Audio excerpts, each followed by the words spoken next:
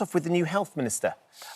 Intrigued to hear what you have to say. The new health and social care minister, Dalton, has been criticised for previous comments in which she said people she believes can identify as llamas and as a result should be treated with dignity and respect. Giles, do you want to start? Well, I don't mind starting. Do? I have two things to say. One, I'm sympathetic to politicians being interviewed because we both have been in our time, and people will ask you a question, and they may have said she may have certain views, and they may have said, well, do you think somebody could identify as a llama? She said, well, why not? Be who you want to be. Right. And in a sense, I rather like that. Be who you want to be.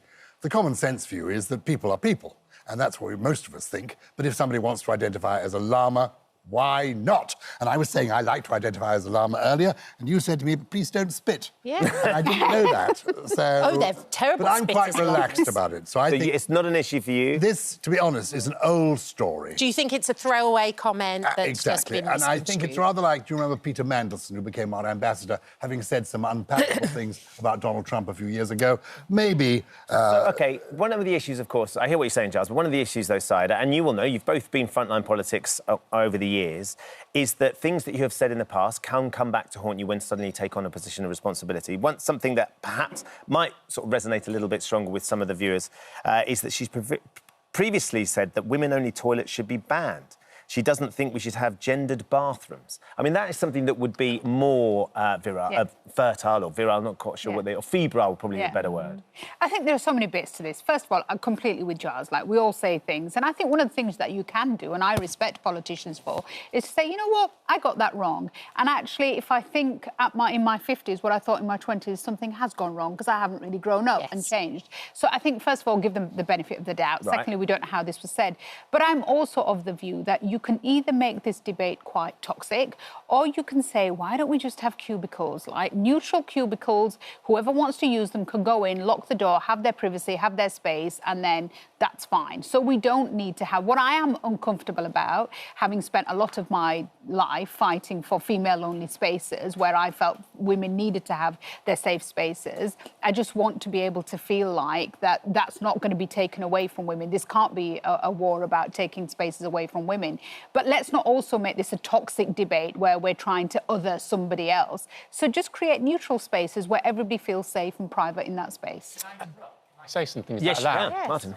I totally agree with you on the premise, but there is one point with neutral spaces, that in a space and efficiency management system, urinals are the most efficient way for men to go to a toilet, and you want 5 or 6 of them, otherwise you're going to have large queues at any venue. So the problem is just simply a logistic one of pure neutral spaces is then you've got cubicles for everybody, whereas you can put 10 urinals in the space of 3 cubicles, men can filter through a lot more quickly, and it brings out the queues going in that way. So I agree, but I think logistically for operational sites, it's more difficult. I mean, the only thing I'd say is welcome to our world, Martin, because women spend their whole life queuing outside toilets, so you can do the same. No. Yes, but if you put men into the same toilets, the queue's going to be even longer. And if you filter men away so that they're filtering something else, also, I think logistical issues are difficult. I think most people, well, forgive me, my wife feels more comfortable going to female loos. Yeah, my mum would. And that's as simple as that. And to be honest, I think I feel more comfortable not invading my wife's space. So I quite like there being a gents and a ladies on the whole, and then in addition, gender neutral. So the question, to be honest, the question wasn't about whether we all believe whether there should be gender neutral toilets or not. It was about the fact that she'd said this. But all these points, I think, are really relevant. What do you make about what Sir Keir Starmer's office have said with regards to this, Giles? Basically, when asked about it, they've said, I can't speak to comments made from people prior to being in government.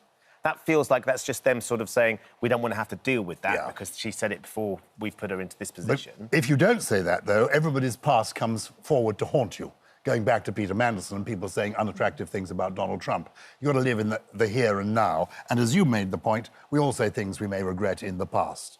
So I'm with you. Let's not make it toxic. It's a real issue, but they're actually trying to whip it up into something more exciting. then maybe it's going And to whether be. it's going to have an impact on policy, because one of the policy areas that I worked on in government, and I felt it was a real success of the last Conservative government, was to have female spaces, like female-only wards. You know, when you're at your sickest, sometimes when you just need that space, when, you know, you're not always properly fully dressed, that dignity of being able to recover in that space.